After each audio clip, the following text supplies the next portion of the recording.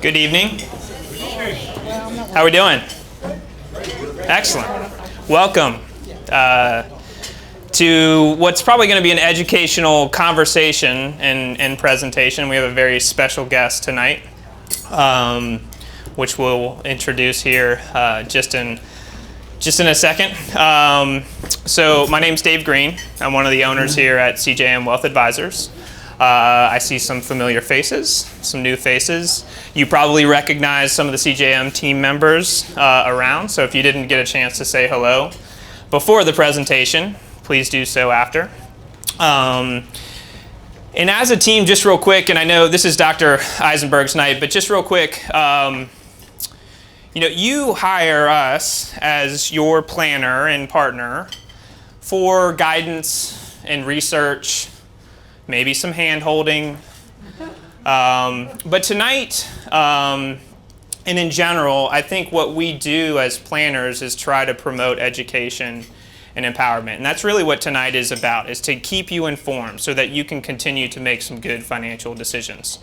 Real quick, administrative stuff. The agenda for tonight is for you to continue to enjoy the food and the drink while our speaker speaks.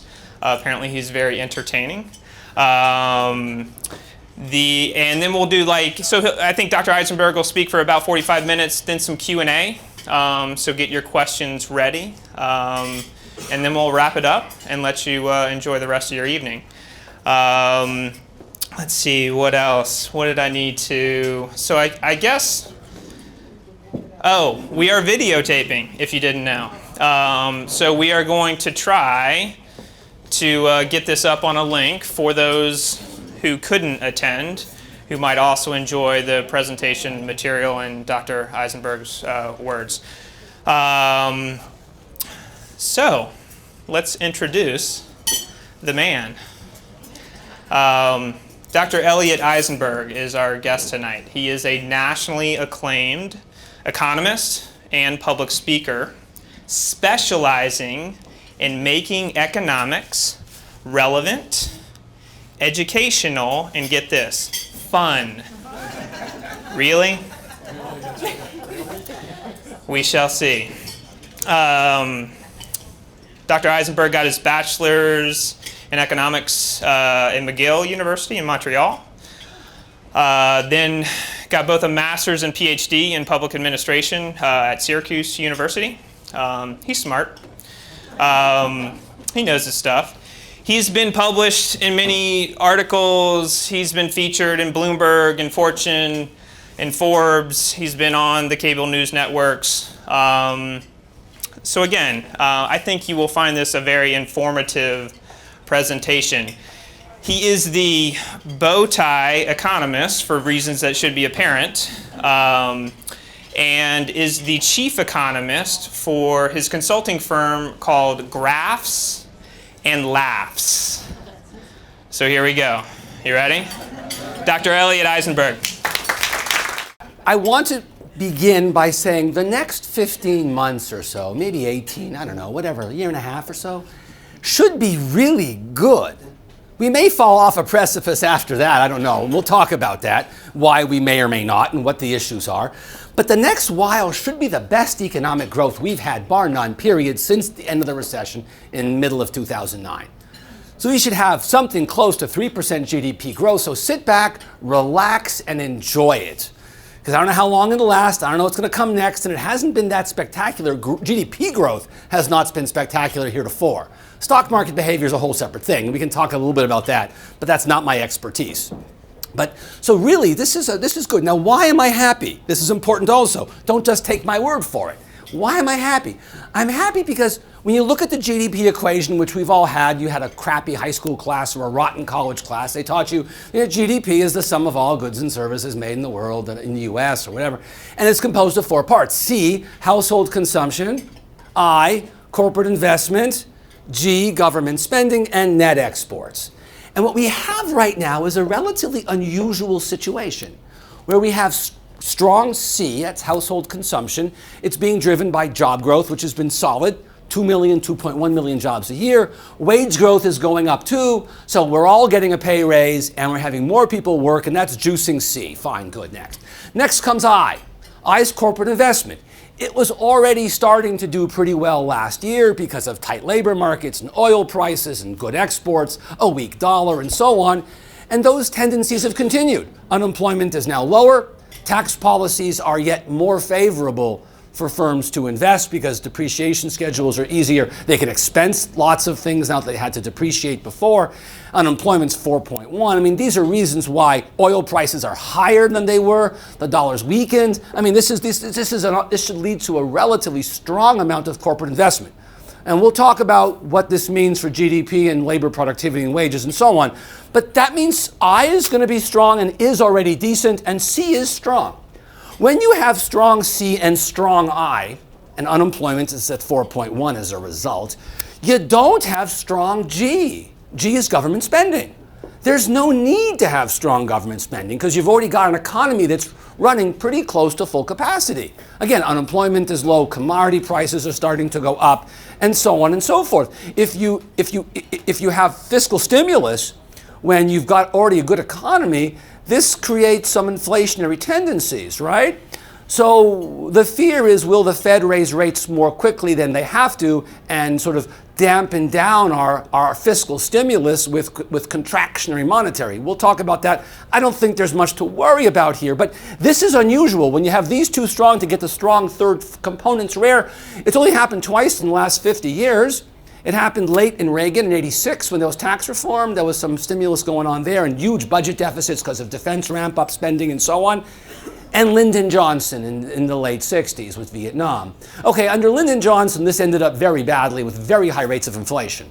Under Reagan in the late 80s, there was no problem with inflation. There'll be no problem with inflation now. Inflation's not going to go crazy. There's almost no way you can create a story where you get crazy inflation. The Fed understands the mistakes that they made back in the 60s and 70s that led to the 18% inflation. So we've got strong C, strong I, and now we have strong G. With strong G, and on top of these things, how can you not have great growth? It can't be. So again, sit back, relax, and enjoy the ride. You have a business, expand it a little bit, try something new, do something creative. I'm not saying bet the farm here, but this is a decent time to take a little bit of a gander, you know. Again, don't go nuts because I don't know what happens come 2020. But through 19, this should be good. Last term is exports minus imports. I know it should be I minus E, but vowels aren't nearly as satisfying as large consonants, right? And this is going to be negative. And we'll talk a lot about trade because Trump has brought trade to the forefront, even though he knows nothing about it. But it's inspiring that you don't have to know anything to talk about things. I feel out of place almost, but okay. So we have strong C, strong I, strong G, and mildly weak exports. We're going to have good exports, but we're going to have even stronger imports because our economy is growing faster than Europe, faster than Japan, and the faster we grow compared to them, we suck in imports from them. Otherwise, we'd have a recession and even more inflation. So this is a safety valve. It's a good thing. So good, weak. Okay, that's a great trade. I'll take it any day of the week. So now let's look at the details here. Look, the stock market's doing well. It hasn't done well the last, month or two or three, but it's generally been a good ride. You own stock, you own bonds. They've done pretty well up until recently. You own real estate, whether it's commercial, industrial, residential, single-fam, multi-fam, warehouses. This has all been a pretty good story. So we're feeling happy. American wealth is at an all-time high. We troughed out here at around $55 trillion, and now we're almost at 100. This is a nice rise. And in the past, if 15 years ago or 12 years ago, somewhere before, these are recession bars, these yellow things are recessions, had someone told me back here, that we'd have this massive increase in wealth, I would say, wow, that would stimulate all kinds of household spending on all kinds of stuff, and it would rocket the economy forward. And of course, it didn't. Why? It didn't do it for a couple of reasons. One, we were all traumatized by the Great Recession. We all saw our 401ks become, as they say, 201ks, and, and so on. And we're also aging. As a country, our average age is drifting up. And this has a whole bunch of consequences, but one of them is, you know, you don't take so much risk. My mother, you know, she doesn't want to die, so she saves all her money because she thinks when the money runs out, so does she, you know. There's this concern that you'll run out of money. As you get older, you better save.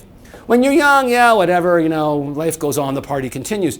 So we have wealth, we're not spending it quite so fast, but we have it, stock market's up. We're borrowing more money, and we're borrowing pretty responsibly too. This is important. While the total amount of debt today, household debt, this is mortgage debt, auto debt, this is a credit, student loans, and so on, is now a little bit higher than it was 10 years ago at the peak of the boom right before the bust. GDP is now 22% higher. So on a debt to GDP ratio, households are in really good shape. Government's not in such great shape, right? We're over borrowing and so there's some problems there. And corporations, we can talk about that, but households are in terrific shape. The only thing to notice here that's really disturbing, if you will, is the student debt. It's gotten very large. So if your business is catering to 23-year-olds just out of college, you might have a bad business model here. Because they're not going to have any money. They're going to buy a car, and they're going to have student loans, and they're going to spend $700 a month, you know, taking care of this debt. We're all too old to remember that $700 is a lot of money when you're only making 40 or 45 or whatever it is, right? So this slows them down. It makes it hard for them to get married. It makes it hard for them to get a tattoo. It makes it hard for them to have a baby. They have to put off all these life cycle events until later. That's why no one has a tattoo here, you know? They're waiting. But this is relatively decent. I mean, I'm concerned about the student debt, what's happening and how we're socializing it, but we can talk about that later. But by and large, this is a decent sign of reasonably responsible borrowing. And we're happy.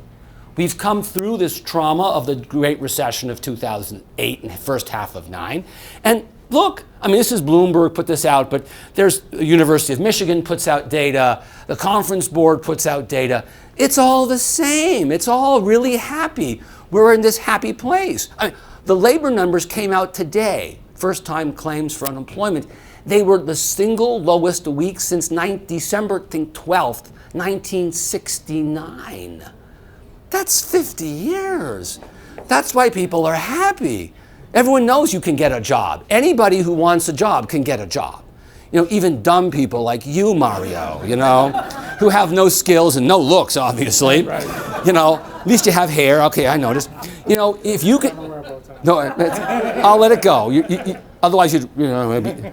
But, you know, I mean, everybody who wants a job can get a job. So that's why you feel good. And if you notice this discontinuity here, that's probably because Colorado and Washington State legalized pot back then. Again, I'm not sure, don't push me on it. But so we're feeling good. Look at small business. Small business is thrilled out of their minds. This is the Trump victory. So small business sees Trump win, and next day they're already raring to go. They are happy as bugs, and they're totally happy. Why? They're told they're going to get tax cuts, and sure enough, they got tax cuts. Small business got the 20% write-off, right? It depends who you are. You can't be a lawyer or a doctor and so on. But generally speaking, you can get the 20 off. Defense spending is going up. Yeah, defense spending is going up. How about some deregulation? We're getting a lot of that. You may like Trump, you may not like Trump, and that's a whole separate conversation that I don't want to go there with. But he has fundamentally altered the regulatory environment under which almost everybody operates, be it home builders or bankers, whatever it is. There's been massive change going on in the regulatory environment that small business likes. And we know large business is thrilled, right? Their tax cuts have been large, especially the domestic big companies, the ones that don't have foreign operations, cable companies, for example, phone companies. They're really happy. So small business is happy, big business is happy, households are happy, we're borrowing money. Wow, what's the problem here? So the question becomes, how are you spending your money? Are you buying things like oatmeal and going to eBay to buy used clothing? That wouldn't be a good sign. Or are you buying really expensive, frivolous things? That would be a sign of really household contentment, a feeling of, yeah, we're okay. And the answer is, whoa, look at this. We're going to Vegas. What more do you need than going to Vegas, right? This is household attendance in Vegas and people, individuals. This is corporate conventions. Now, I'm not sure about a corporate convention at Vegas. That makes me think like sending your 9-year-old grandson or granddaughter or daughter to Disneyland to do homework. I mean, it may happen by accident, but there's no plan here. But be that as it may, this certainly suggests corporations have money. They're content enough to spend good sums on travel. They can afford the time. They can afford the money. They're feeling good about themselves. So households are feeling good in blue. Corporations are feeling good in red. Oh, this is happy. We're doing well. This is a good sign. This is a relatively expensive, lavish trip. And dare you say ever the word gambling? I hate this concept of gambling. No one goes to Vegas to gamble. You go for food, you go for shows, and you go to invest in very short-term financial assets, right? Remember that. Don't you forget it. So we're going to Vegas, that's good. We're buying cars. Cars are expensive. So going to Vegas, a couple $1,000, assuming, normal investing. But a car's $35,000. We hit records in 15 and 16. 17 was not a record, and 18 will not be a record either. And this is not because we are anti-car, it's because we're carred out. We have enough cars. And default rates on cars for subprime borrowers is starting to go up, especially super subprime borrowers. So banks are beginning to be a little bit more leery of lending out. So between banks being a little more leery and us generally being carred out and cars being expensive and an average loan lasting now like 68 months or some crazy, longer than my wedding, my marriage, I'm sorry. My wedding too, but that's a whole separate issue. The deals aren't, and inventories are back down. They rose up a bit too much, so there were incentives by the automakers. They've ended. So all these things together put cars at roughly 17 million units a year. That's a good number. And remember, these are expensive.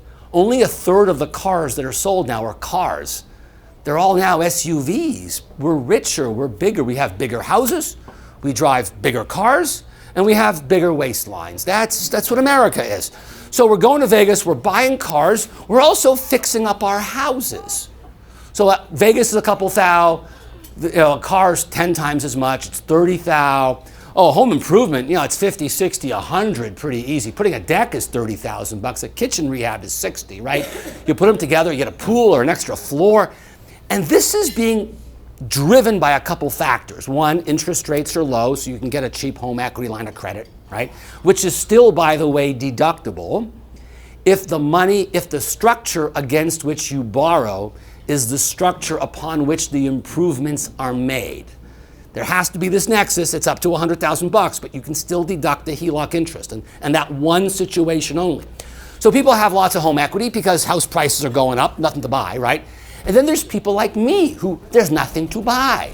I live in Chevy Chase. I want to move to downtown DC, DuPont Circle or something fun. There's nothing to buy. So I say to myself, I can move, which is what I'm going to do to another state, but that's something else. I say, I'll just make the house nicer. So if I can't find the house I want, I'll make the house I have the house I want. It reminds me of that terrible song, if you can't be with the one you love, love the one you're with. Maybe the worst song ever written, right? It's a good tune, but terrible words. So we're spending money improving our home because we can't get the house we want. And this exacerbates the housing problem because once you spend $100,000 on your house or $200,000, you're going to be very reluctant to put it on the market. So now you're taking inventory off the market, jacking home prices higher because there's nothing to buy. So there's some real problems here, but this is good in the short run, certainly. We're buying cars, we're getting our houses fixed, we're going to Vegas, but it's not over yet. How about this? Oh, this is the yellow. I want you to look at the yellow. The blue is a stock market. The yellow is buying an RV, buying a boat, or buying an airplane. It hasn't been better in what? This is 2003. That's 15 years. Yeah, go get them RVs, spend $1 million, buy a plane or something. Yeah, this is how good things are. I'm not making this up.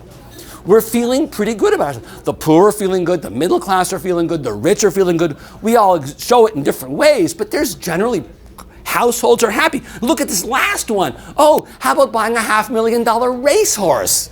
I'm sure you hadn't thought of that before, but I'm glad I'm opening your horizons. Guys in the back of the room, these guys are dreaming now of buying racehorses. I want you to work their portfolios that they can cover the cost of the racehorse, right? There's some, I think, favorable treatment towards tax treatment on a racehorse or something. I don't know. Could be fun. I don't know. But this is a sign, again, that the wealthy have come back. And this is not just domestic wealthy, this is international, right? You've got any culture with horse culture, so it's the Arabs, it's the Europeans, whatever. But they're back. This is all good news. You put it together, the first term in GDP, C, household consumption, which is about 67, 68% of GDP. It includes healthcare, by the way, so it's not just things you spend, it's things you consume, right? Because you don't always pay for healthcare directly through insurance and stuff. It's weird, it's attenuated. But this growth is about 2.75% of 2.75. There's nothing inherently wrong with that number. The problem is overall GDP growth over the last 10 years since the end of the recession has been 2.2. It's averaged 2.2, 2.25, which means the other three terms in GDP, I, G, and net exports, have obviously been very bad. If this 2/3 of GDP is doing this well, to get the average down, the other parts have to do horribly. So let's see what's going on there and what's changed and why things are better in I than they were in the past. And the single most important thing is oil prices. Traditionally, up until the last 5-10 years, when oil prices went up, America did poorly because we produced very little oil, 5 million barrels a day. We imported another 5 million barrels a day. And that was a chronic problem. And the notion was, oh, we could always open up ANWR. And the response was, well, if you opened up ANWR, Alaska, the Alaskan reserves up there, right? The notion, oh, it'll take 10 years to get those reserves because you got to go through like 14 miles of glacier or whatever it is, I don't know, something. And then miraculously, the shale revolution took place. And shale changed everything. Shale's quick, cheap, and easy. And you can see here, this is the last 3 or 4 years. This was the peak before oil prices collapsed. Oil prices are in the squiggly line. The layer cake is the number of rigs in production. And you can see the number of rigs is going up. It's never going to get back to where it was. It doesn't have to. They're much more productive than they ever were. They can drill a couple miles down, they can drill a couple miles across, and then they can frack the hell out of these pipes, putting staggering amounts of a combination of water, sand, and chemicals into the ground to get the oil out of the formations. And because they're much better, they need fewer rigs. That being said, rig counts are going up. The rigs are expensive. The drilling for oil is expensive. Bringing the oil up and then moving it somewhere useful to a coastal community somewhere, Texas or something where they can refine it. Moving it's expensive. Pipelines are expensive. Trains are expensive. Refining it is expensive. And cracking it is expensive. Not fracking. They do fracking in the field. They do cracking where they refine it. And they take long polymer chains and they shrink them, essentially. Because the shorter the chain, the molecular chain of oil, the more valuable the oil becomes.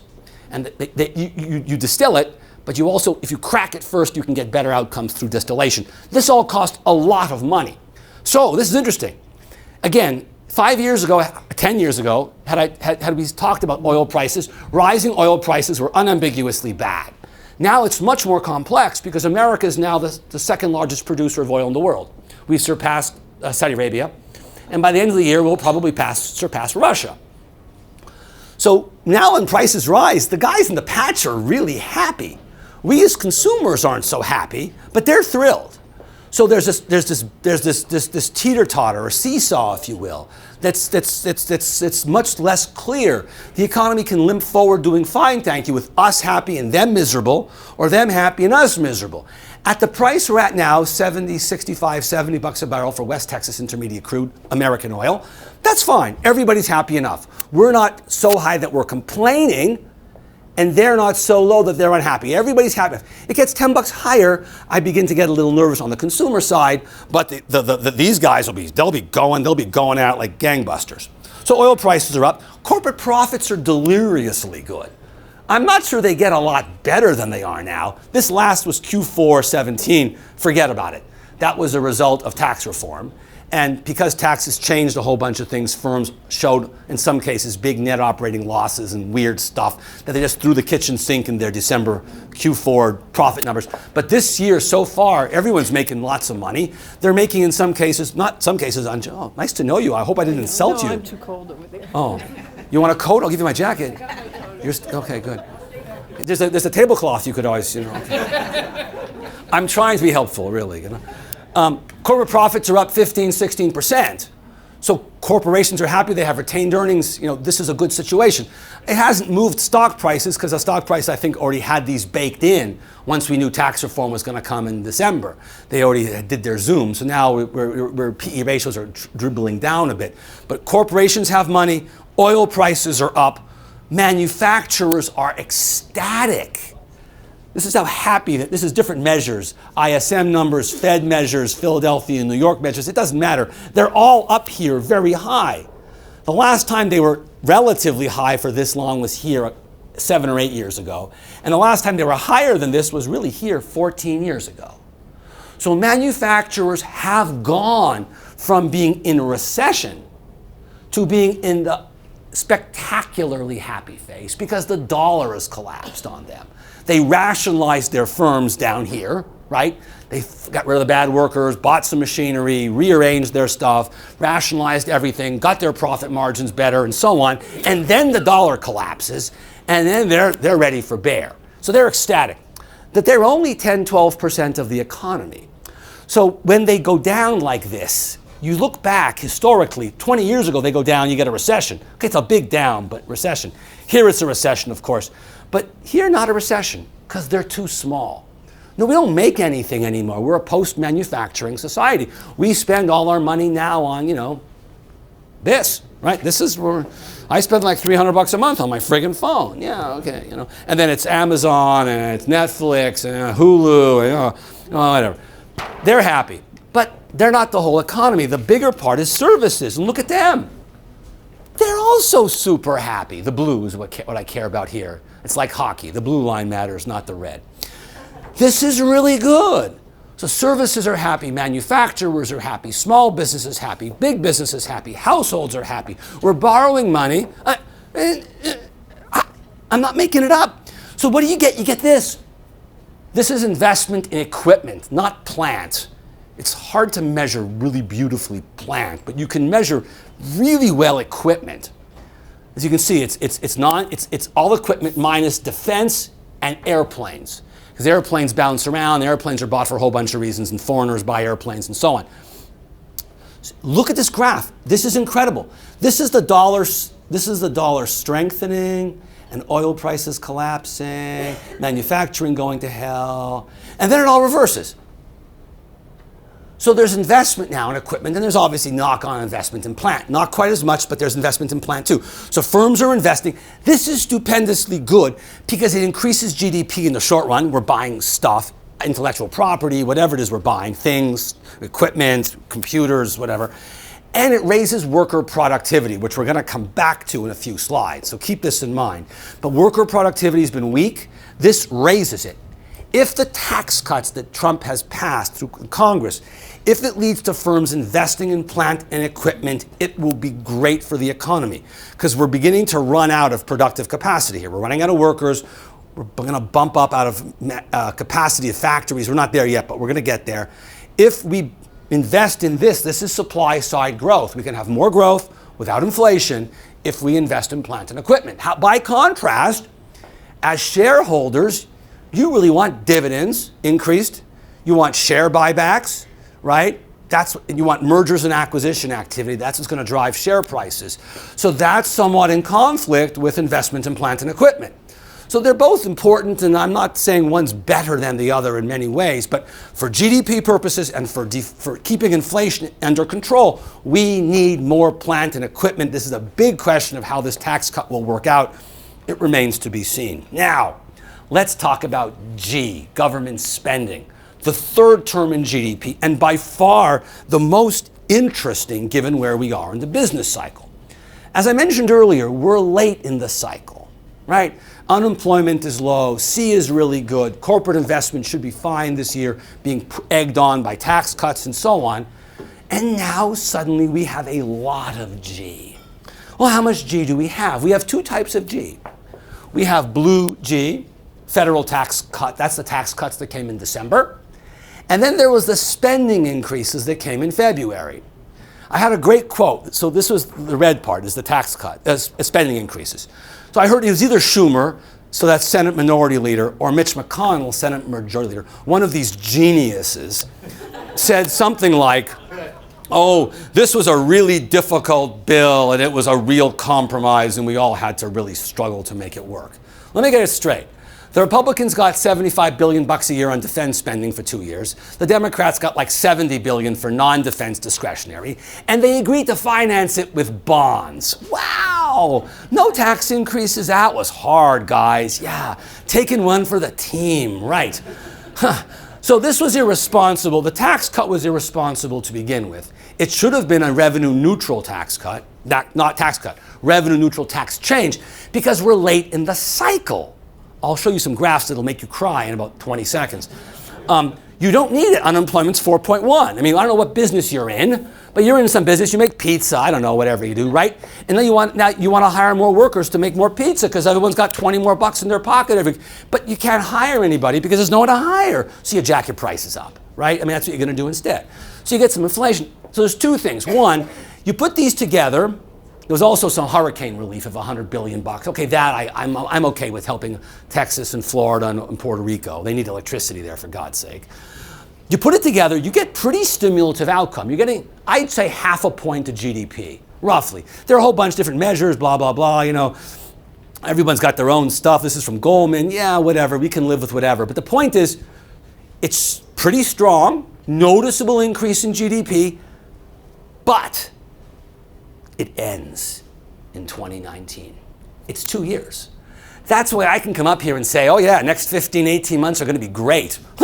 There's no effort for this. I'm not going out on a limb here. This is pretty obvious. It's beyond here that you start to wonder. By the time you get here, interest rates will be higher, unemployment rates will be lower, wages will be going up faster than they are, and commodity prices will probably be higher, although a lot depends on China, because they are the marginal buyer of everything. So if they're booming or they have a tax cut or they do some fiscal stimulus, you can jerk up nickel prices or aluminum prices or iron ore prices or whatever it is easily, short term. So it's hard to bet on commodities. But nonetheless, it ends here. So at the end of this, we're going to be in a worse situation than we are now. And watch this. Here's where you cry. These are budget deficits as a percent of GDP. Notice that these budget deficits we're running here, this is 2018 here, right? They're roughly the same size as the deficits in percentage terms as they were at the worst of the Reagan recession of 82, 83, when Volcker jacked up rates to 17, 18%. We had a double dip recession. That was a recession. It's understandable that you're going to have budget deficits of that magnitude in a very difficult situation. Similarly, this was the Great Recession of 2009, when Obama comes in and they bail out the banks and they use huge tax cuts and so on and so forth. Massive, the Obama stimulus and all that stuff, the shovel ready that wasn't and whatever. But nonetheless, this was a really bad time. And now and then you see things get better. So this is late in the business cycle, things get better. This is late in a business cycle here, 2006, 2007, right before the bust. It should have been better. We should have had surpluses here. I blame W for that, but that's a separate conversation. This is late in the business cycle, and you've got this? This is fiscally irresponsible. And what's going to come back and haunt us, maybe, I don't know, is when the recession hits. If and when, I don't know, but not before 2020, we're going to have less fiscal stimulus to push our economy forward because we'll have spent it now. I'm not sure this was a very wise thing to do, but again, no one called, right? But you don't stimulate an economy late in a cycle. We needed to get this deficits lower so that when the recession comes, we could throw $1 trillion or $2 trillion at it and have the money. But we're not going to have, and after 2020, it really drops off like a rock because the boomers, the leading edge boomers turn 80 years old or something, and then healthcare costs start to take off. You can get to 75, 78, and then things, from what I understand and read about, that's when things fall apart. Okay, whatever. Here's one more example to show you how absurd we are. These are Western countries. You know, Norway, UK, France, Sweden, Austria, Poland, Greece, even Greece, you know. They're dropping. Their deficits are shrinking. We're the only country increasing our budget deficit. This is fiscally irresponsible, and the data shows it slows down GDP. As the debt to GDP ratio rises, slowly, it's like a cancer. It's a slow, chronic problem. It's not acute. There's no car accident here. It's a chronic problem. Be that as it may, it is what it is. Next 15 months, sit back, relax, and enjoy yourself. Edibles, smoking, whatever, right? If you live in D.C., it's legal. You just can't sell it, right? You know, if you're in Maryland, ignore what I said. If you're in Virginia, don't do it. But in D.C. Now, this is the dollar, exports. Exports are going to be good because the dollar is weakening. This is the strength, the top of the dollar for this cycle. It occurred with the day of the month that Trump won the election, so back in November of 16. Since then, it's gone down, not because of Trump per se, it's more because other countries have done better. Europe really had a surprisingly good 17. Japan had a strong 17. So the world suddenly really began to show synchronized global growth in 2017 for the first time in 10, 12 years. So strong global growth meant we weren't the only game in town. There were other games to play with your reindeer friends, and they bought euro and yen and other stuff, and our dollar declined vis-a-vis theirs. Not a bad thing, it just did. Manufacturers are happy, exports are good as a result, but imports went up even though the dollar declined. Now, let's talk about trade. I'm going to come back to, let's go there first. We're here, let's go here. So this is the total deficit. Monthly trade deficit in goods and services. Lower is worse, right? This is 40 billion a month. That's 80 billion a month. So it declined a long time. Then we had a recession, and it got much better. And then the recession ends, and slowly it was neutral, and then it got worse. Now it's getting a little bit worse. This is exports. They're going up. This is imports. They're going up faster. The gap is the red. From here to here is here to there. All right, that difference is here. Economists don't care about trade deficits. Doesn't really matter. We care a lot about budget deficits. Trump has it the other way around. Doesn't seem to care about budget deficits, but cares a lot about trade deficits.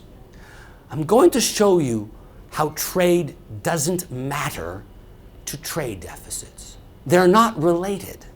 They're completely unrelated. Watch.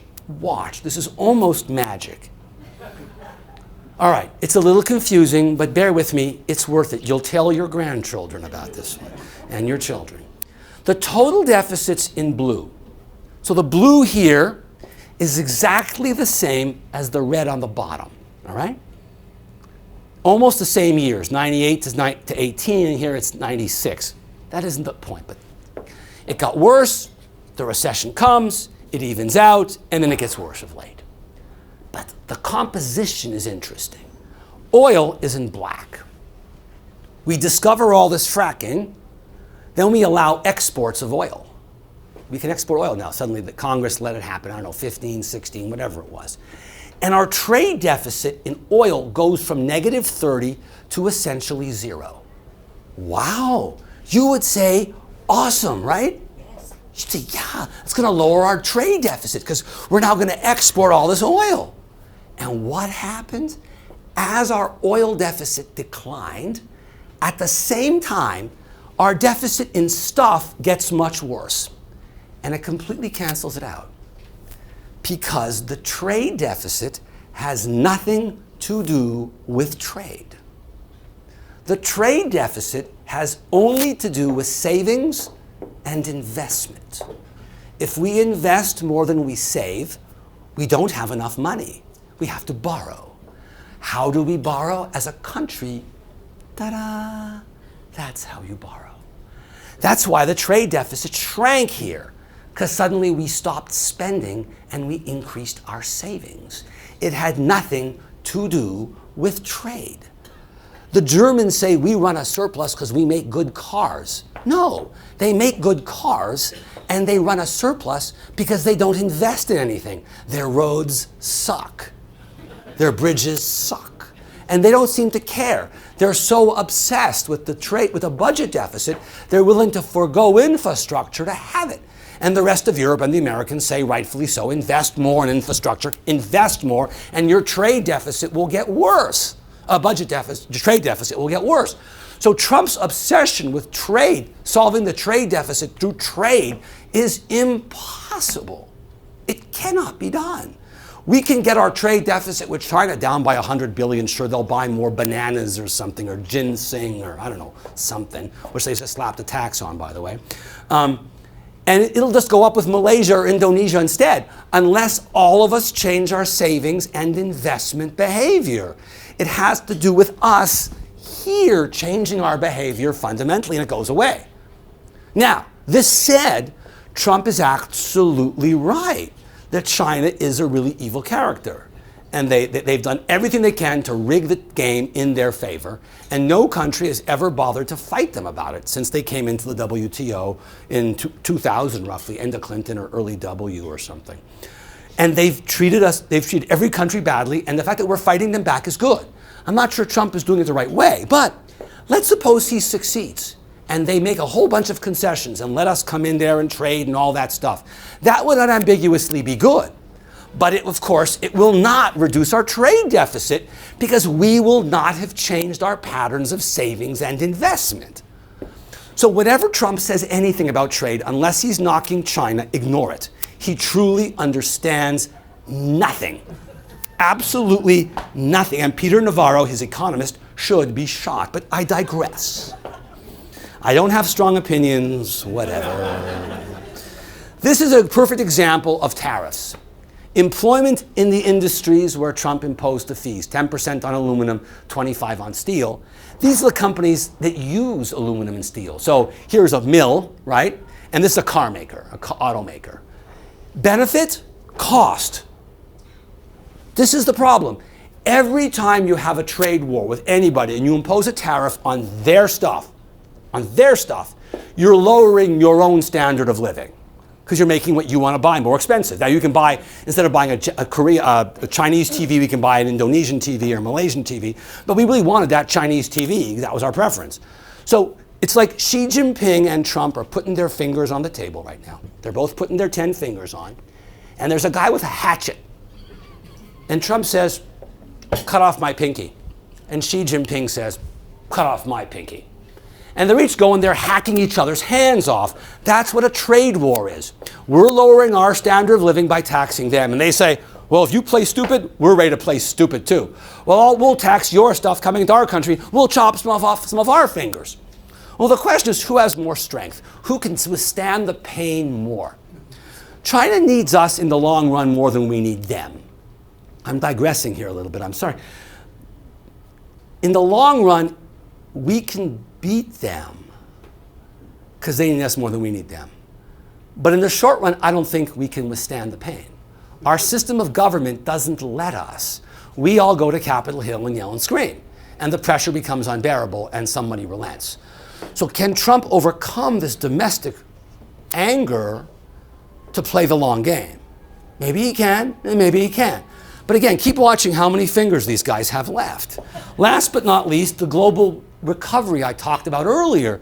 In 2017, there was not one Western democracy, from Japan, Brazil, Taiwan, whatever, Singapore, US, Canada, Israel, I don't know, whatever, Argentina. They all were doing great, and 18 similarly. Now it's true, okay. Now it's true that, it could be that, some small country like, Belgium has a recession. Yeah, who cares? It doesn't matter. But we're fine. This is good news. So we have good G and good exports and a good global growth. And you look at GDP growth. It's weak. It's 2.5%. There's nothing special going on there. Nothing. Why? Our GDP is constrained. We will never have good GDP growth going forward because we physically can't. And we can't for two reasons. One, no people. To make more stuff, you got to hire more people. If you don't have more people, you can't make more stuff unless you get the people you have to make more stuff per hour. That's red. Well, there's no blue and there's no red. You add up blue and red, that's GDP growth. That's what we can do, 2%. In the short run, we can do more because of tax cuts. Sure, in the short run, you can do a lot. You can work extra hours, you can work overtime, you can sleep at the office, but this is not a lifestyle. You can't do this perpetually.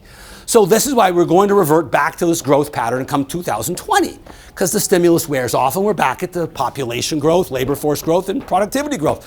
Hopefully they can get this up somehow. I'm not sure how, because people think, oh, this is amazing. Yeah, of course it's amazing. I don't have to work. I can go to work and now watch Hulu all day.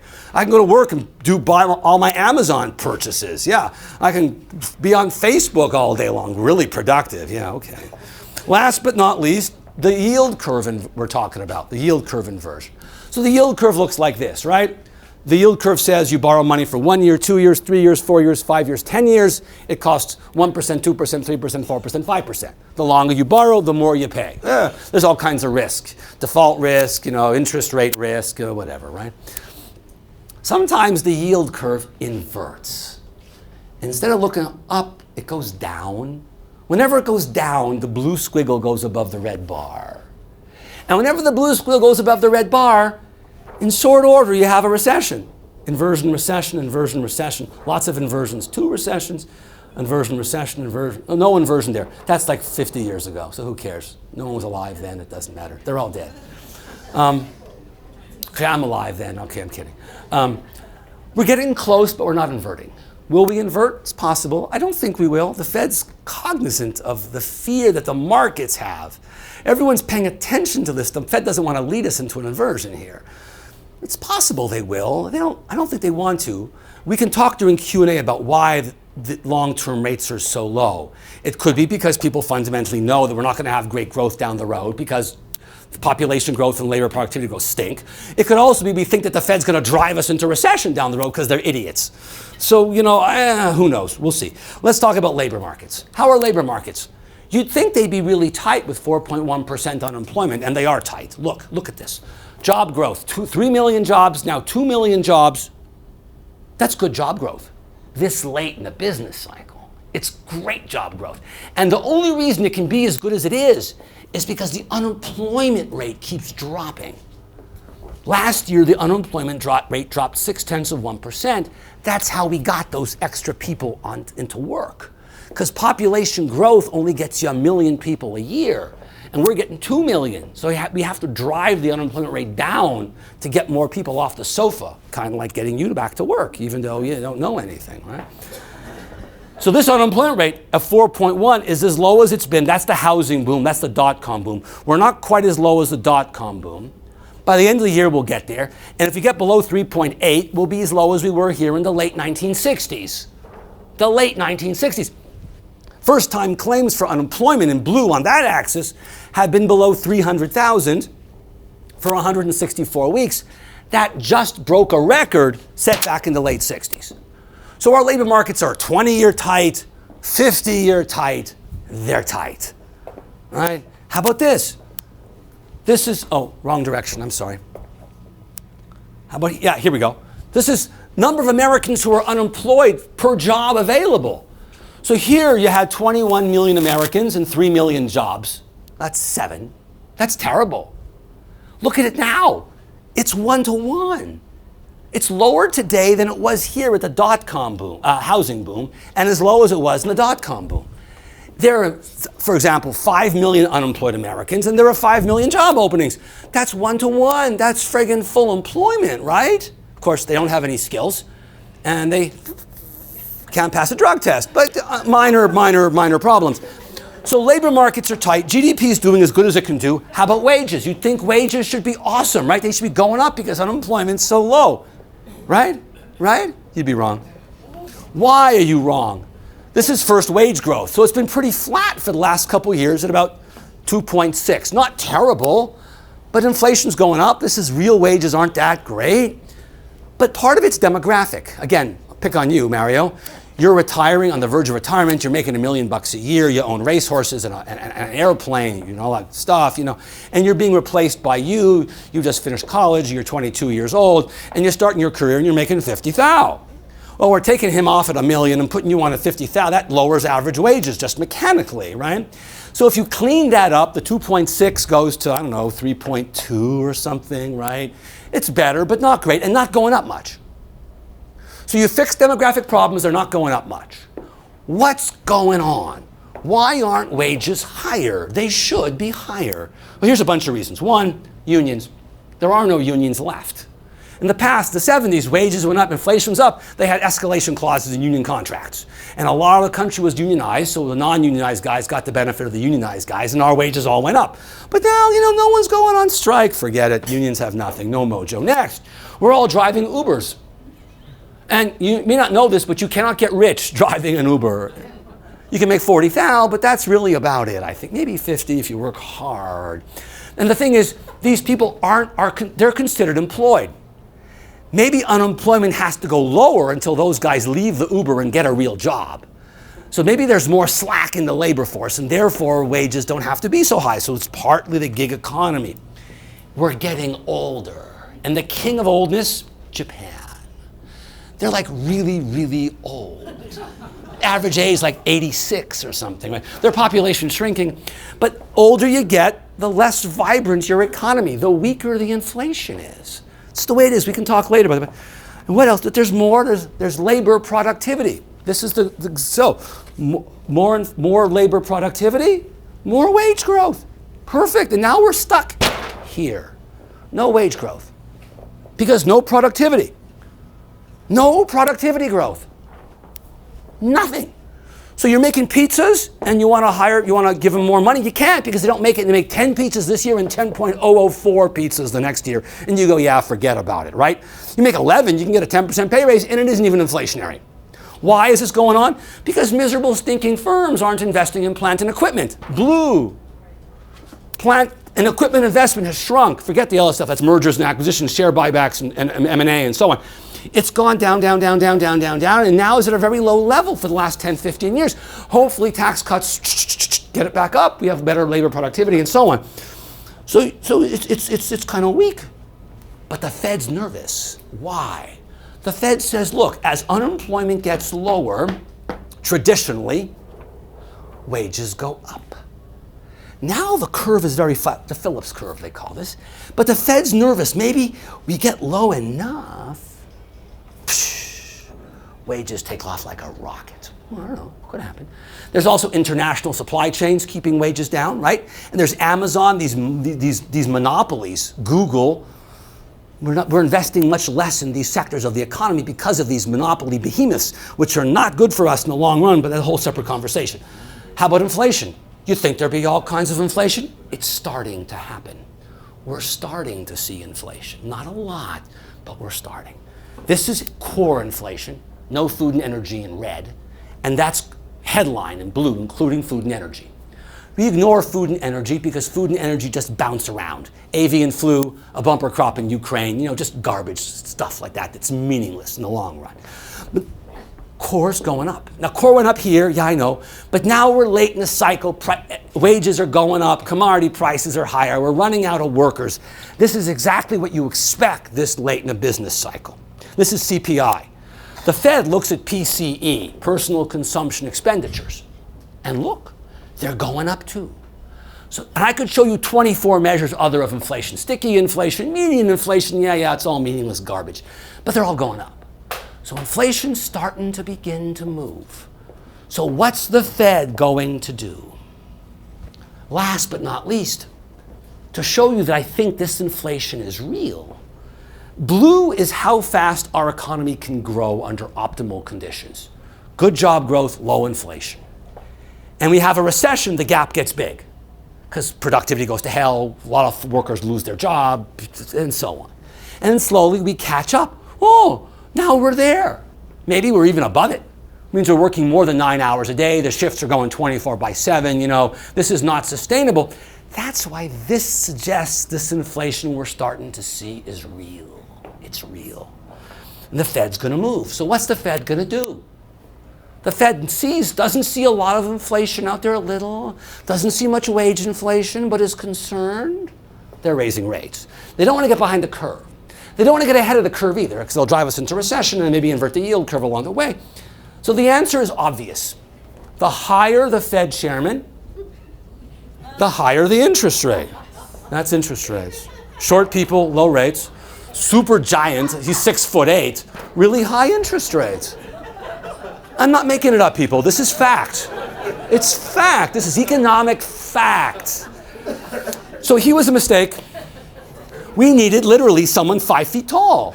That guy Vern Troyer, that guy Mini-Me, he was the guy. He was the perfect guy.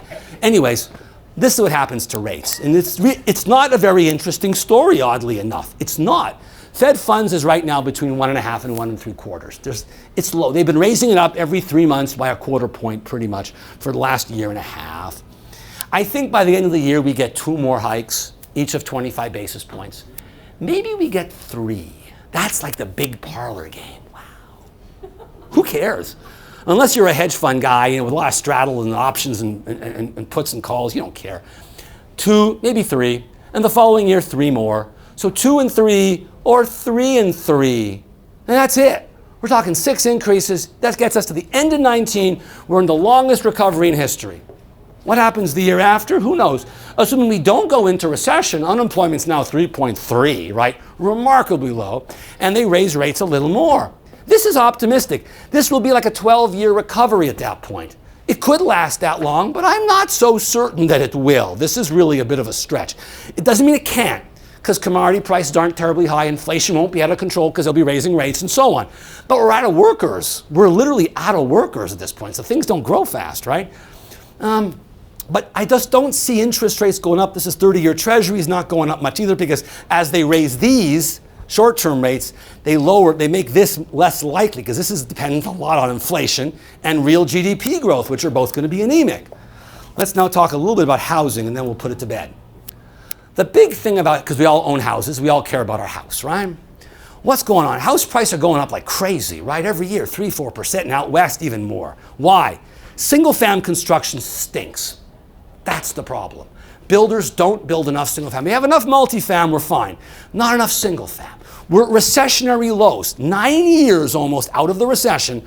If all I knew was how many single-fam homes were built, I would say you're in a recession, because you never get 850,000 homes unless you're going into or out of, into.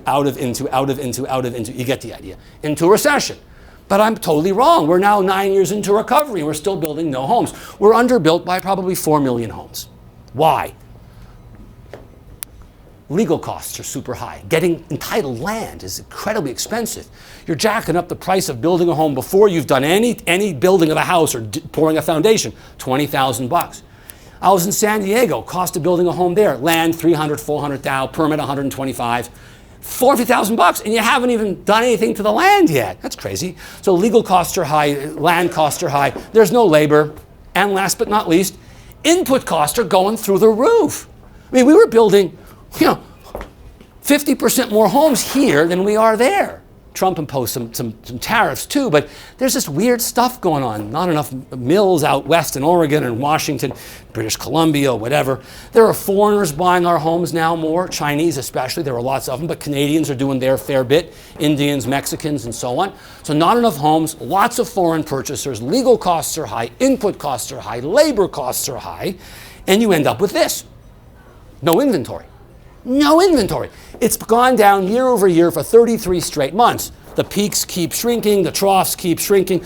This is a recipe for house prices keeping rising. The best thing I can say here is that the rate of decline is shrinking. So the year over year decline used to be, say, 14%, then 10%, then 6%. Now it's like 2 or 3 because we're running out of homes. But at least it's not getting much worse anymore. But it's been 3 straight years. So you have house price appreciation nationally that's drifting steadily up for 3 years. It's gone from the upper 4s, mid 4s to the low 6s. That's crazy. Inflation's 2, wage inflation's 3, and house price appreciation is 6. This is untenable. Something's got to give here somewhere.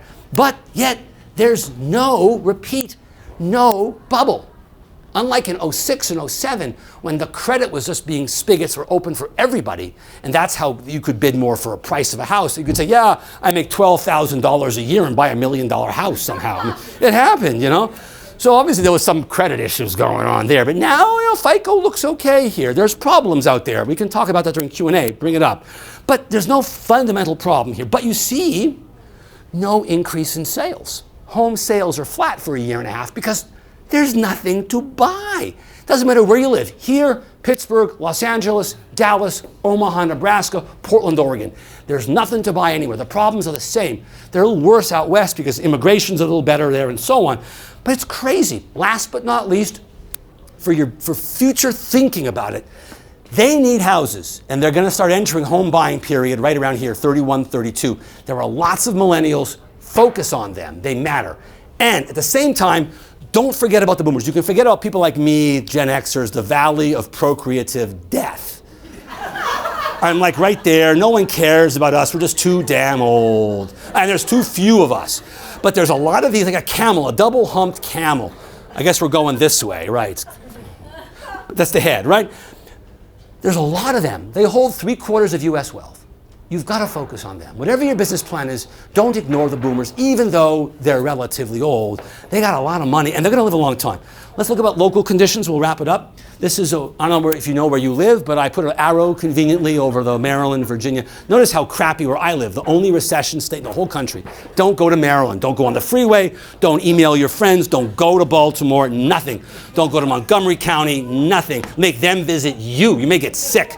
Leading economic indicators, naturally, again, Maryland sucks. Yeah, it doesn't matter. We all live in the DC metro area, so I don't care about Baltimore and, the Cumberland Gap, that's West Virginia, who cares? But anyways, unemployment, of course, Virginia does better than Maryland, of course, naturally, because they're in recession. I mean, it's all relative, but Virginia's got great, Maryland has good unemployment too. DC has kind of high, but they always have high rates. It's a unique DC thing, They're fine. In terms of gross state product, you can see they're nothing doing great. Virginia grows, but nothing spectacular. Maryland's growing, but again, nothing spectacular. It's because government has been starved for money for all these years, right? There's been all this sequestration going on, 12, 13, 14, that brought our deficit down. It didn't do good things to immigration in our area here because no new jobs. We need a war or a huge government expansion. That's what drives house prices here. We've had none. Just a war would solve our problems.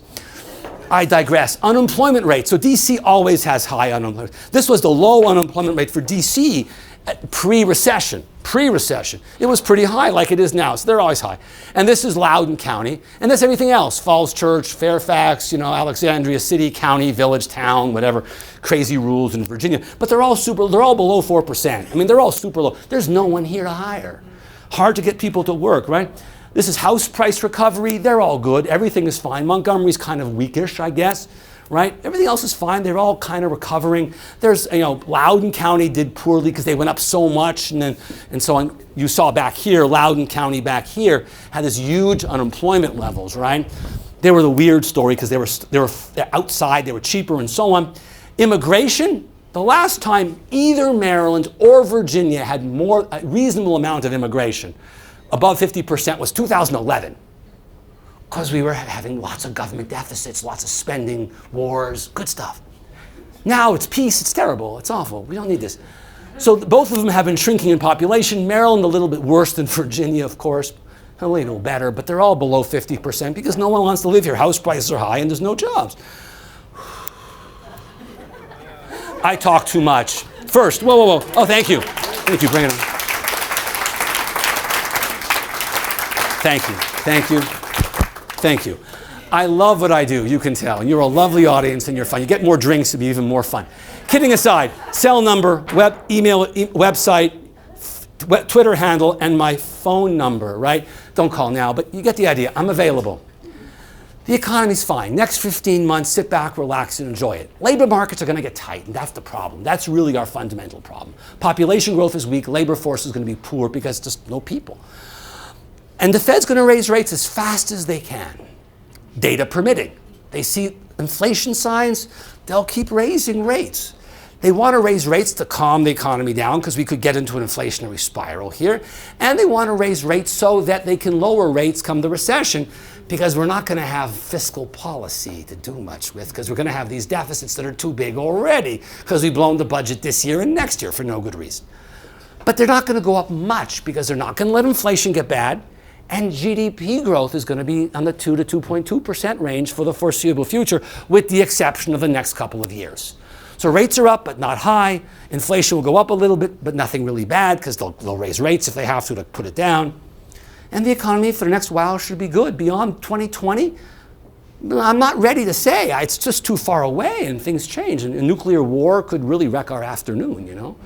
But I don't see this happening, so sit back, relax, enjoy it. Hopefully we have no time for questions and I'm done. But if I've miscalculated and there is a few minutes, I'll be happy to entertain the easy questions.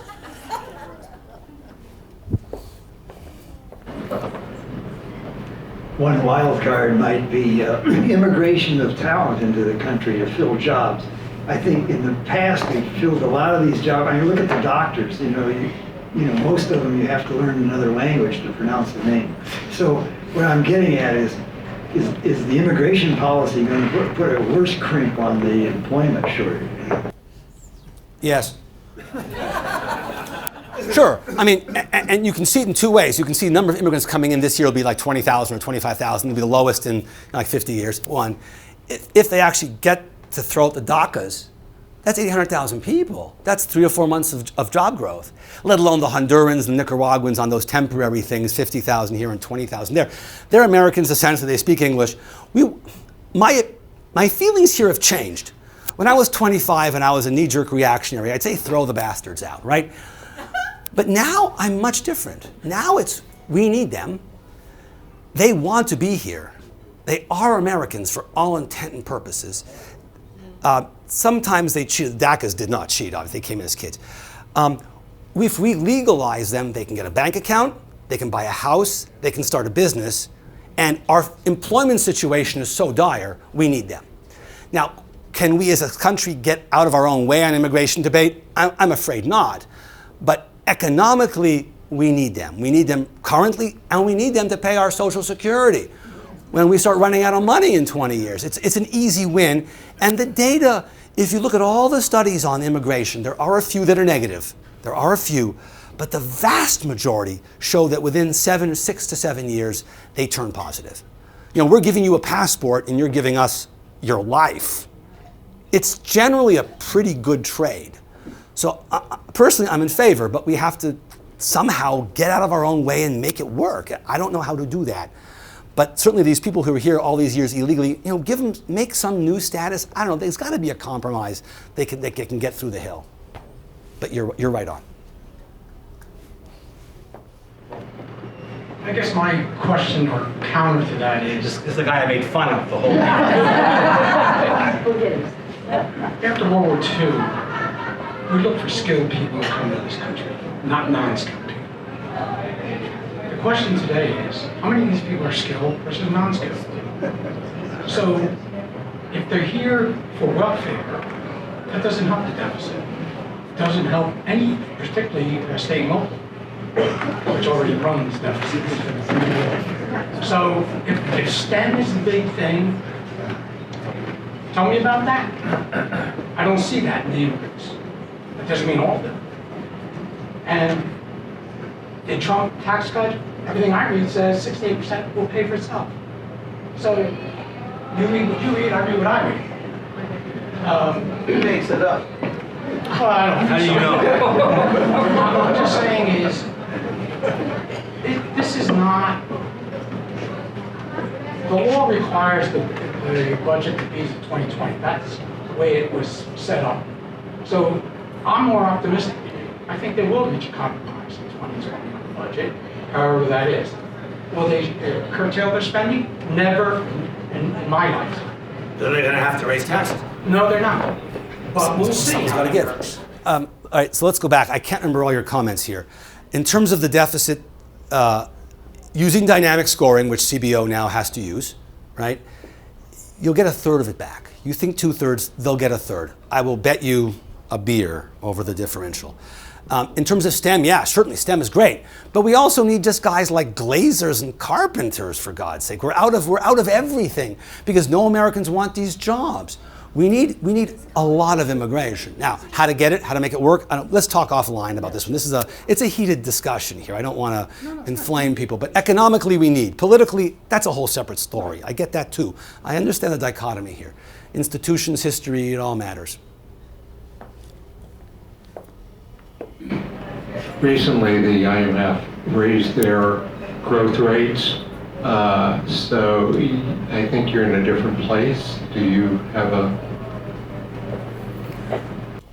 So Peter's comment was the IMF recently came out with every 6 months they come out with a review, and the most recent review was about a week ago it came out, and they bumped up pretty much everybody. They bumped up the developing countries and the developed countries. And the US got the biggest bump. They got a 5/10 or 6/10 bump from 2.2 to 2.9 or 2.3 to 2.9. I can't remember exactly, but it was a big bump. And it was because of the tax cuts and the stimulus spending. And not only that, but these tax cuts and stimulus spending are going to help Europe and Japan too. So it's our fiscal behaviors in the short run that are helping us and helping the rest of the developed world. In the next part of that same report, it said, watch out, too much debt, too much fiscal irresponsibility. And they kind of put the finger on us by showing that graph I showed you that had all of the countries below except the US up. That was in that same report. So the report gave us credit for better fiscal performance for the next couple of years and then said, you've been bad children, too much sugar. Be high for a while and then So I'm not sure when the comes and if there really is a big and how late it takes and how bad it gets, but they're telling us, I'm telling you, I'm not telling you something that's like totally out there. I'm not like some left-wing or right-wing economist that's taking you out on a limb here and letting you fall off. So short run should be pretty good. We can argue how good, how much, do we get to 3? Yeah, who cares? We're going to be up substantially over the next 15 to 18 months, and that's nice news, unequivocally. It's beyond that I get nervous, and I don't want to burden you with worry, but I want you to say, yeah, something bad could happen. We'll have a recession inevitably, but not for a while. But think about it a little bit. Don't obsess, because Congress could change the rules. Congress could easily cut spending or do a whole bunch of things. We're not victims here. We control our politicians. We don't believe that. Another year, you got a year, and then 2 years again, and 2 years again, and 2 years again. I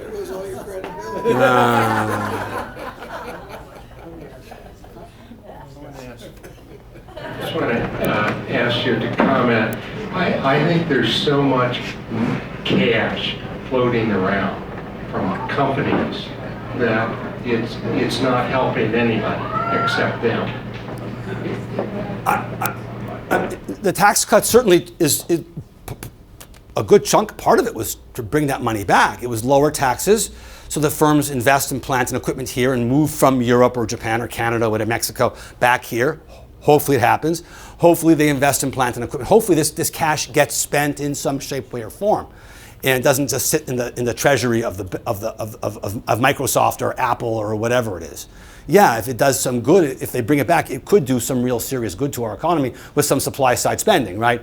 Building infrastructure and increasing capacity, factories and so on and so forth. I'm crossing my fingers. I hope it works. I mean, if I knew I wouldn't work, right? But we'll see. Huh? Tell me how the wealth disparity fits into all of this. Does a change in wealth disparity affect this in somehow, or how would you fit that into your graphs? It does. As wealth disparities grow, GDP growth slows down a little bit, all else equal. Adam Smith noticed this back in 1776 when The Wealth of Nations came out. He compared different towns, and the towns where there was really like a big baron dude who owned all the land, and we were all paying seigniorage or whatever it is to the dude. He saw a slower growth there in those towns. The wealthy spend money. There's no question they buy racehorses, whatever they do, but the poor and the middle class spend everything. You earn 80, 70, 80,000, up to 70, 80, 90, 100, 110. And you got a couple of kids, the money's flying out the door pretty much as fast as it comes in. So if we see middle class people, those people, that group of people getting pay raises, they spend it, it's great. But if you see the stock market doing well, it's not bad, don't get me wrong, I got a lot of stocks. But we don't spend our money quite as fast as they do. We tend to save more. Savings rates are much higher. The higher income goes, the much faster savings rates become. Now, savings rates are good. They push down interest rates, right? More savings, supply of savings reduces the real interest rates, which helps the economy and firms and so on. But the income disparities keep growing. They grow because of wage disparities. It's earned income. In the past, it was inherited income. But over the last decades, it's more and more earned income. People with human capital can make a lot of money. And you make $300,000, $400,000, $500,000, $600,000 a year, $700,000. You begin to save staggering amounts of money over a 5 or 10 year period. And that helps, but not as much as spending, all else equal. I mean, there's a lot of other things going on. Total savings rates are important too, don't get me wrong. You don't want to save nothing either, and we Americans undersave as a whole too. And these trends are not just the US. If you look at Europe, you look at Japan, they're a little more severe here than they are in other countries because of tax policy and so on, size of our economy and whatever. Our beliefs on equality or inequality are different than Europeans a little bit. Macron talked about that a couple days ago when he was here. So it's a concern, but it's income disparities, and it's happening everywhere. So can we solve it and can we do things about it? Yeah. The thing to do about it, in my humble opinion, is not raise taxes on the rich to redistribute to the poor, although maybe you want to do a little bit of that. You can certainly increase the earned income tax credit, which encourages people to work. We want to encourage work. We want to encourage people to go to school, as much schooling as they can, whether it's vocational, 4-year, 2-year, whatever it is. We want to give them every opportunity to go to college and go to school. How to pay for it's important. We got to get that right. We're getting it wrong right now. We want to get education into these people. We want to give them every opportunity as best we can. Equality of opportunity to the extent we can is the best thing we can do. But we can talk more offline on that one too. But yeah, it's an issue, there's no question. Sir.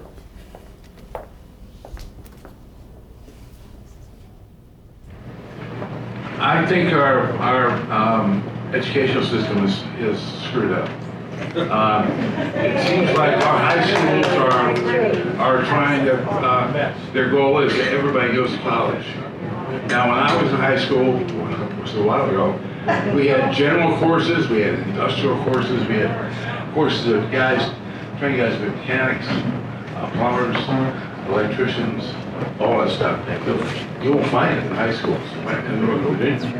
Everybody's being trained to go to college, and you know what? Not everybody is capable of doing it, smart-wise. Amen. And I'm sorry. It's our job to get people to go to the education of their choice. But the key thing, the two keys, college is too much. Too many people go, it's pointless, right? And it's get people to take as much education as they can. Become an elevator repairman, an x-ray technician, a dental hygienist, a nursing assistant, whatever it is that you can do, that you can tolerate that much training and education, go and do it. Because you need to have a skill. If you just graduate high school, your prospects are just disastrous, right? So it's in our interest to help everybody get as much into here through practice, through training, through using your hands, through supervision, through apprenticeships, whatever it is. We need to do a better job of it, no question about it. Yeah, I agree. And the other thing is, even if so many people go to college now that the benefits to society have gotten very low. In the 50s, no one had gone to college. So during the 60s and 50s, so many people were the first person in their school to go to college. But now that percentage is dropping like a rock. So the benefit of an extra 2 or 3% of our population going to college brings almost no returns to our economy, oddly enough, right? So we're kind of wasting our money here on top of everything else. I think the last really big recession really stunted that, made it worse. Because a lot of people left those skilled jobs. Yeah, right. And they didn't come back. Come back, right? Yes, absolutely. Oh, the home builder guys, for example. Yeah, there's none of these tradesmen. They're all gone. They're all gone. They either went back to Mexico, were retired, or changed jobs, aren't going to return because they're fearful of another downturn again. Yes, right, absolutely. So yeah, they're short workers. Yeah, that's what we need to know. Well, sure. Can you address student debt and what can be done about it? Wow. All right, so student debt, you can't discharge student debt, right? In theory, you can't discharge student debt. Students are acquiring a tremendous amount of debt, and this is akin to the housing bubble. The colleges know the students can get the money, So the most selective colleges keep jacking up their price because it's an inelastic demand. Higher prices will not reduce the demand for the service. The less selective colleges are having a very hard time, and they're lowering fees, and they're going bankrupt, and they're dissolving, right? It's very sad. But these top selective schools, they just keep raising the price, and then they offer some scholarships and say how wonderful they are. I mean, this is a cockeyed system, right? Nonetheless, students walk out with a lot of debt, and then a lot of them don't pay it. They can't discharge, but they don't pay. They're in this in-between world. It's not good. We're going to end up paying this money. As taxpayers, it's going to come out to what, $4,000 per person or whatever the math works out to be. And they keep making it easier and easier on these kids. And that's inevitable because now they're all voters. You know, they're not thinking about pension plans. They're young, they're 30. They want to solve their problem now. So they're going to agitate to get government to reduce their burdens. And when Bernie Sanders wins the election in 2 years and 8 months, their ship will have arrived. I mean, I'm kidding, but you get the point. Their unrelenting pressure from this group of people will be very strong, and the urge to make it easier and easier for them to discharge through bankruptcy, through working 5. Why 10 years? Make it 5. Why work at all? You know, just be and breathe for 5 years and we'll give you half off your debt. If it were up to me, I would say no break on the price. You pay whatever the school charges, but let's not make it easy. So make the schools not raise the fees by letting them know they're not going to get an easy ride with the kids signing up for the money. But if you get out in 4 years or 2 years from a vocational school or whatever it is, for the first 3 years you're out, we'll cut your taxes, federal taxes, by 50% or something, depending on your income or how much you borrowed or something. We'll make it back to you once you've proven to us that you've done your half of the bargain. You have skin in the game, fine. We have skin in the game, and we'll make a deal. We'll encourage you, but you got to prove that you're a good boy and a good girl. If you're not, no deal. And I think that's a good incentive for them. They know they can get some goodies. They're young. Are they thinking about the discount rates properly? That's a problem. We may have to give them very strong incentives to do it. Maybe it's no taxes for the first 3 or 4 years you're there, to give them a real strong incentive to do it. You have to give them a big enough apple to cause them to change their behavior and elect to go to vocational school or whatever it is, as opposed to not, or whatever's the best thing for them. But incentivize them in a positive way. Australia, we're doing what Australia did. And you look into the data, Australia is now having terrible problems like we're having now, because down the road it doesn't really work. And now we're discovering it, but too late. Yeah. So what would you tell high school kids? So what would you do if this audience were 18, 17, what would you tell them? I think pretty much what I told you. I want you to absorb as much training as you can. If you're a person that can't sit still and hates book learning, go into an environment where you can work in a shop and learn how to, become a plumber or something, right? There's a job out there for everybody. Find and expose them. We've done a bad job exposing. Bring the carpenter in, bring the plumber in, bring the elevator repairman, bring an aircraft mechanic in, bring them to the friggin' Dulles airport and show them how they fix airplanes. That's gonna gin up every single boy instead of doing, Xbox or something, or watching the Ocho or something useless. It's the boys more than the girls too. The girls are becoming nurses and teachers and they're doing okay here. It's the boys who are totally dropping out. And they don't go to college, and it's a real problem. And this is causing women problems too. They can't find a husband. I mean, there's all kinds of weird sociological crap that results from all this, right? It's not so easy. But you gotta get these kids excited in grade 10 or 11 so they don't drop out, and they have a path to a decent job where they know they can make $50,000 or $40,000 or $60,000 2 years out of training, whatever that training is, right? That's good money, I'm excited, I'm happy, you get the idea. I think at this point, if we don't stop, we'll go till midnight. I will be happy to stay here and talk one-on-one with all of you. Thank you for coming. Thank you for the invitation. It's been an absolute pleasure. Sign up for my blog if you're interested. And thank you. Thanks.